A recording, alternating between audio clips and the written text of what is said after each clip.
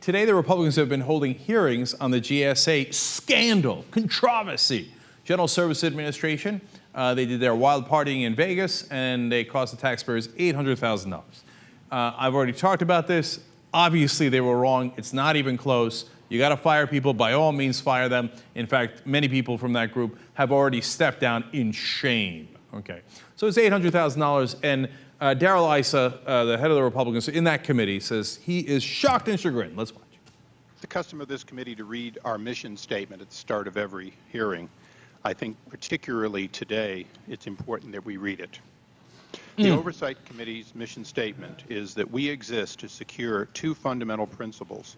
First, Americans have a right to know that the money Washington takes from them is well spent. And second, Americans deserve an efficient, effective government that works for them. Our duty on the Oversight and Government Reform Committee is to protect these rights. Our solemn responsibility is to hold government accountable to taxpayers because taxpayers have a right to know what they get from their government. Damn straight, man. Taxpayers, that's the thing that matters. Wasting $800,000 is sickening. Well, coincidentally, the Republicans defeated the Buffett Rule yesterday, and now that would have raised $47 billion. But here's Mitt Romney telling us why it's a drop in the bucket. His big idea now is this Buffett Rule, which is that someone calculated, by the way, that the taxes he would raise from his Buffett Rule would pay for 11 hours, to the government, all right? This is not exactly a grand idea. To $47 billion is nothing. It'd pay for 11 hours of the government. We use the same calculations that Mitt Romney did to get to his number. The GSA scandal that they're spending days of hearings on pays for approximately 7 seconds of government. 7 seconds.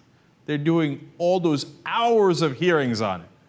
Now, it's not to say that they shouldn't bust the GSA. They should. Absolutely. I'm glad they caught them, right?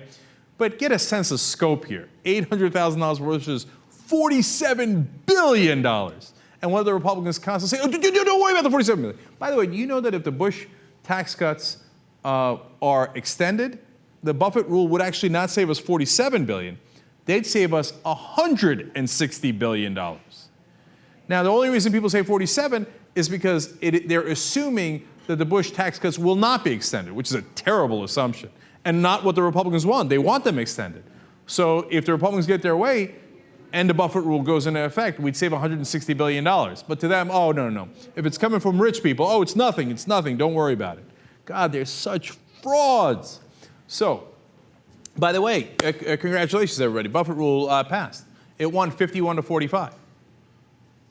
Oh, right, except the Republicans filibustered. I just got to point that out every time. The majority of the senators passed the Buffett Rule, but the Republicans did the extreme legislative maneuver of filibustering it. Go ahead, go on television, see if anybody else talks about that. Maybe a couple of hosts on MSNBC might mention that this was actually a filibuster. Give Rachel Maddow credit, she points it out from time to time, okay? CNN, they're like, no, it's the Senate, you need 60 votes. Hey, did any of you take civics class? Do you guys remember in civics class where they said any bill, in order for it to pass, needs 60 senators to vote yes? No, I don't remember that either. No. Filibuster is supposed to be in extreme cases. They use it in every instance. It's ridiculous.